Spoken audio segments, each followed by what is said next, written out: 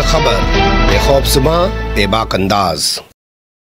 धाकड़ खबर के news room से मैं आपके साथ हूं अकरम रईस खान। क्या बहन कहने के बावजूद भी, जी हां, क्या बहन कहने के बावजूद भी स्मृति ईरानी ने राहुल गांधी पर फ्लाइंग किस करने जैसा अश्लील हरकत करने वाला आरोप लगा दिया है, या राहुल गांधी को पहले से ही ऐसे आरोपों की कोई भनक या जानकारी लग गई थी, जिसके चलते उन्होंने समय रहते स्मृति ईरानी और भारतीय जनता पार्टी की महिला सांसदों को भरी लोकसभा में बहन बहन कहना यानी पुकारना शुरू कर दिया था। जी हां, काफी दिलचस्प एक पहलू उभर कर आया है इस फ्लाइंग किस विवाद के बीच, जिसे मैं आपके सामने बोलती हुई तस्वीरों की ज़बानी के रूप में रखने जा रहा हूं। और दावा पहले ही कर सकता हूं कि कोई भी भोंपू मीडिया और उसका दलाल चाटुकार दंगाई पत्रकार इस एंगल से इस पूरे मामले पर कोई खबर आपके सामने नहीं रखेगा। अब अपने मुंह में आम बिट्ठू बनना छोड़ देता हूं और आपको बताता हूं कि इस विवाद की जानकारी समय रहते ही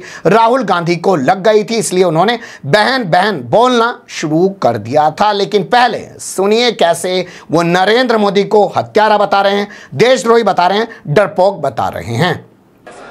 हमारी जनता की आवाज है, दिल की आवाज है, उस आवाज की हत्या आपने मणिपुर में की। इसका मतलब भारत माता की हत्या आपने मणिपुर में की।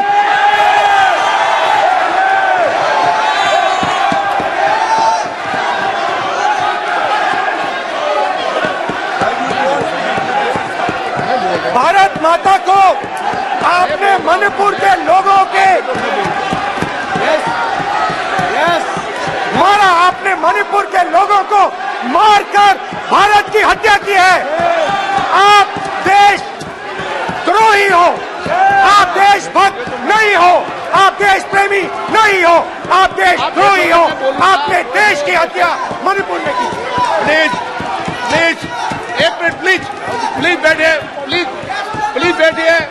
अब सवाल उठता है, आप बैठना चाहते नहीं बैठना चाहते, आप बैठना चाहते नहीं बैठना चाहते, इसीलिए आपके प्रधानमंत्री मणिपुर में नहीं जा सकते हैं, क्योंकि उन्होंने प्लीज देश की हत्या की है। मणिपुर में हिंदुस्तान की हत्या की है, भारत माता की हत्या की है।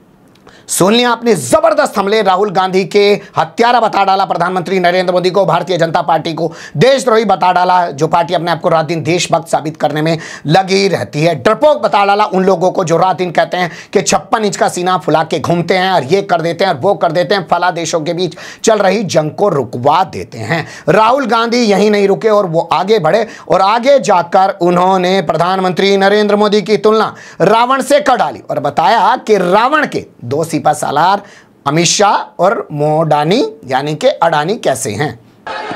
तो अगर नरेंद्र मोदी जी हिंदुस्तान की आवाज नहीं सुनते हैं, अगर हिंदुस्तान के दिल की आवाज नहीं सुनते हैं, तो किसकी आवाज सुनते हैं? दो लोगों की आवाज सुनते हैं।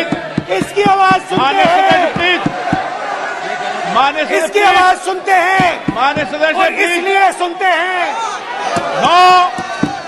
नो एक गलत तरीका माननीय सदस्य, देख लीजिए अडानी जी के लिए मोदी जी ने क्या काम किया है। देख लीजिए, ये पहले आप क्वेश्चन लेकर गलत तरीका आपका, माननीय सदस्य आपका गलत तरीका है।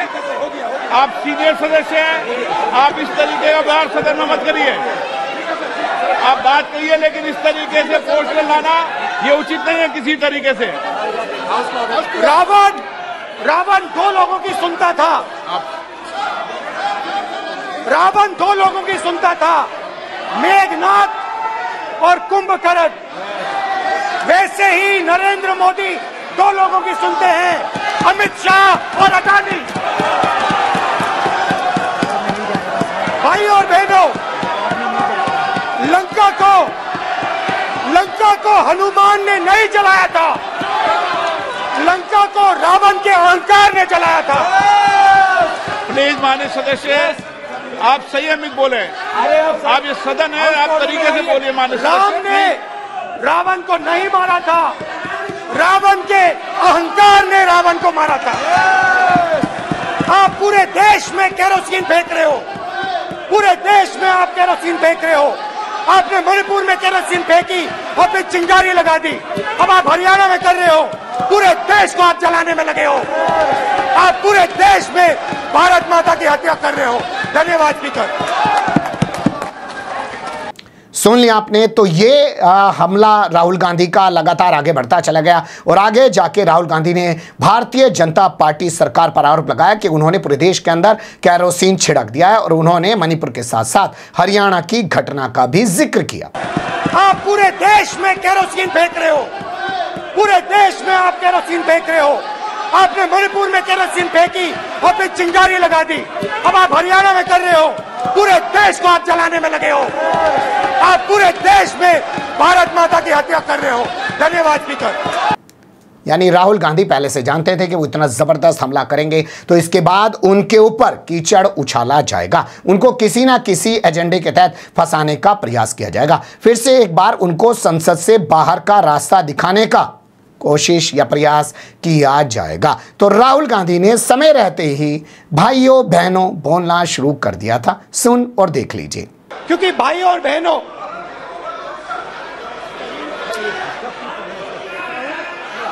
अध्यक्ष महोदय, अब पूरा सूद समेत जवाब तुमको मिलेगा। फिर पूरा सूद समेत जवाब देंगे सर।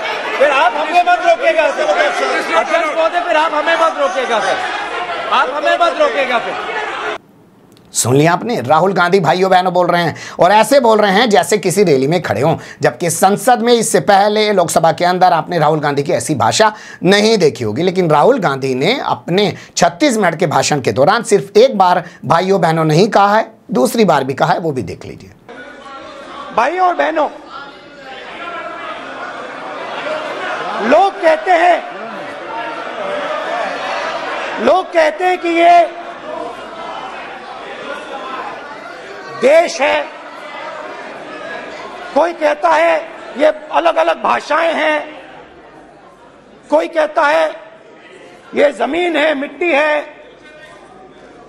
कोई कहता है ये धर्म है, ये सोना है, ये चांदी है।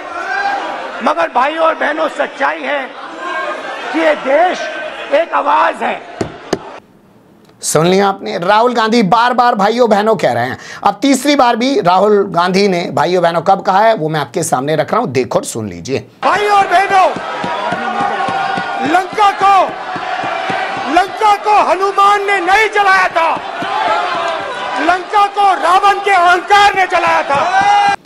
रावण का जिक्र करते हुए भाइयों बहनों का इस्तेमाल किया जा रहा है राहुल गांधी के जरिए। यानी राहुल गांधी पहले से ही समझ गए थे कि ये कुछ ना कुछ परपंच रचेंगे, कुछ ना कुछ षड्यंत्र रचेंगे, कुछ ना कुछ षड्यंत्र करेंगे, तो उन्होंने पहले से ही भाइयों बहनों बोलना शुरू कर दिया था। यहाँ सवाल ये पैदा होता है कि जब राहुल गांधी भाइयों बहनों बोल रहे हैं, यानी तमाम के तमाम जितने भारतीय जनता पार्टी के सामने सांसद मंत्री बैठे हैं उनको भाइयों बहनों कहकर बुला रहे हैं, तो उसमें स्मृति ईरानी भी है, यानी वो उनको भी बहन की तरह बोल रहे हैं। तो अगर एक भाई बहन को इस तरीके से बहन कहकर पुकार रहा है या कोई शख्स किसी महिला को ऐसे बहन जी कहकर पुकार रहा है, तो क्या उस बहन जी को, उस महिला को या स्मृति ईरानी को इस तरीके से राहुल गांधी पर इस तरीके का आरोप लगाना चाहिए कि वो फ्लाइंग किस कर रहे थे? क्योंकि वीडियो मैं आपके सामने रख रहा हूं, इस वीडियो में पुष्टि नहीं हो रही है कि राहुल गांधी किसी तरीके की फ्लाइंग किस कर रहे हैं, लेकिन फिर भी बताया जा रहा है कि भारतीय जनता पार्टी की संस्कारी महिला सांसदों ने लोकसभा स्पीकर को लिखकर पत्र दे दिया है, पूरे मामले की जांच कराने की मांग कर दी है, एफआईआर दर्ज कराने की भी कोशिश